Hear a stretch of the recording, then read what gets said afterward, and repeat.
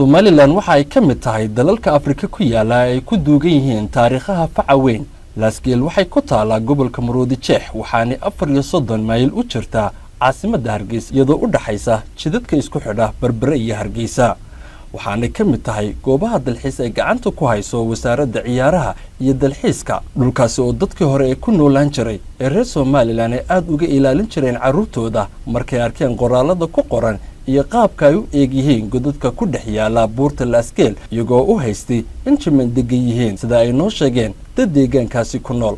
haddaba adduunyada aynu ku noolahay tan iyo bilowgeedii waxa ku dul noolaa qooman kala duwan oo kala dhaxlay xadaaradaha iyo hab nidaamka nololeed ee kala duwan. taariikh ku astaysan kumanaan sano ka hor dadkii noolaa ee deganaa dhulka Somaliland ayaa waxa ay kaga tegeen raadad cadcad oo muuqda oo ka hadlaya sidii ay u noolaayeen haddii ay noqoto xoolaha ay intifaacsan jireen, goobaha ay deganaayeen iyo habka ay iskaga difaaci jireen ee ay kaga hortegi jireen cadowgooda.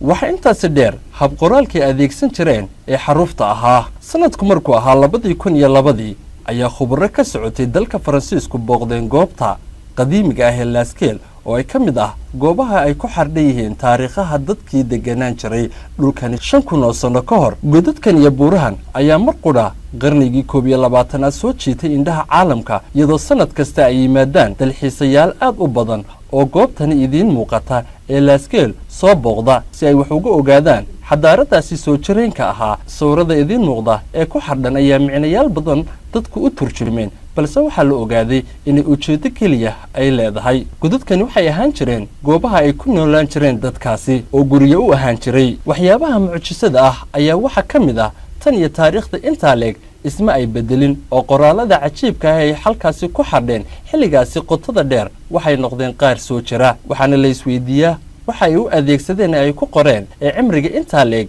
gaadhaya iyadoo qoraaladaasi 5,000 sano ee ciise hortay aanay saamayn cimilada kala duwan ee leh dabaylaha roobabka ku da'ayay godkaasi iyo buurahaasi iyadoo sawiraduna ay u badan yihiin sida xoolihii ay dhaqan jireen oo lo'd ahaa. sidoo kalena waxaa ka muuqda oo ku xardhan dadkii halkaasi iyo muuqaalo kala duwan oo u isticmaalayeen ragga iyo dumarka oo ku kala duwan dhinaca sawirka. sidoo kale waxa iyaguna ku jira oo ka muuqda xayawaano kala duwan oo qaar ay iska celinayaan qaarna aad moodo inay iyagu adeegsanayaan oo ay la dhinac yihiin sida xayawaanada u eg yeyda. waxa iyaguna ka muuqda sawiradaasi qalabkii iyo seefihii iyo waramadii ay ku dagaalami jireen. halkaad warbixintaasi kala socotaan waa soo channel subscribe si like nasar